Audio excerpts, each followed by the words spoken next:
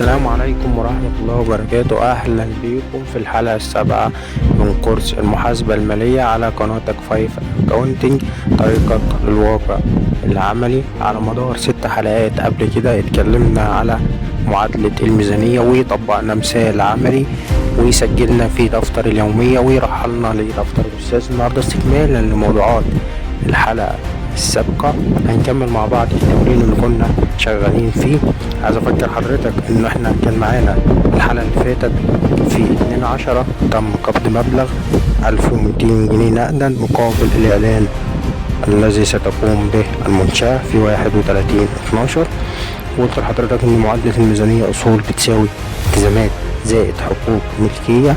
قلت ان النقدية هتزيد ب 1200 تحت الالتزامات الإيرادات المقدمة هتزيد ب 1200، وسجلنا الكلام ده في دفتر اليومية ورحلنا لدفتر الأستاذ. حلقة النهاردة مهمة جدا جدا جدا جدا. يلا بينا نبدأ الحلقة.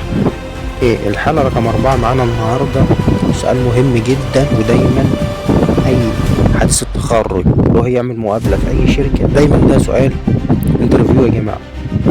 لو أنت محاسب في شركة تمام، والشركة طبعا بتدفع مصروفات، من ضمن المصروفات دي مصروف الإيجار. فأنا لو قلت لحضرتك في 3/10 تم دفع إيجار المكتب 900 جنيه نقدا، السؤال في الانترفيو هنا بيكون ايه القيد المحاسبي؟ فهمت ايه؟ وضح لي. السؤال عايز إجابة دقيقة. فاحنا هنمشي الخطوات اللي انا قلت عليها لحضرتك. اول حاجة التحليل الاساسي، ازداد المصروف بمبلغ 900 جنيه وده لانه يخص الشهر الحالي، وانخفضت النقدية بنفس القيمة. تاني حاجة معايا تحليل المعادلة، الاصول تساوي الالتزامات زائد حقوق الملكية. تحت الاصول النقدية هتنقص ب900، وتحت حقوق الملكية اخفض بيها مصروف الايجار 900. رقم 3 معايا في جانب التحليل للمدين والدائن، الزيادة في المصروف مدينة، مصروف الإيجار مدين بقيمة 900 جنيه، والنقصان في النقدية دائن، نقدية داينة بمبلغ 900 جنيه.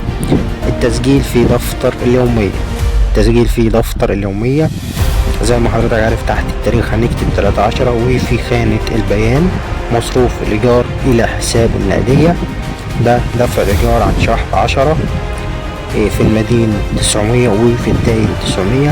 عاوز ارحل القيد دوت في دفتر الاستاذ، هجيب دفتر الاستاذ بتاعي وفي حساب النقدية اللي انا فاتحه قبل كده كان فيه يوم 1/10 جانب مدين 10,000، كان في 2/10 1200 برضو في الجانب المدين.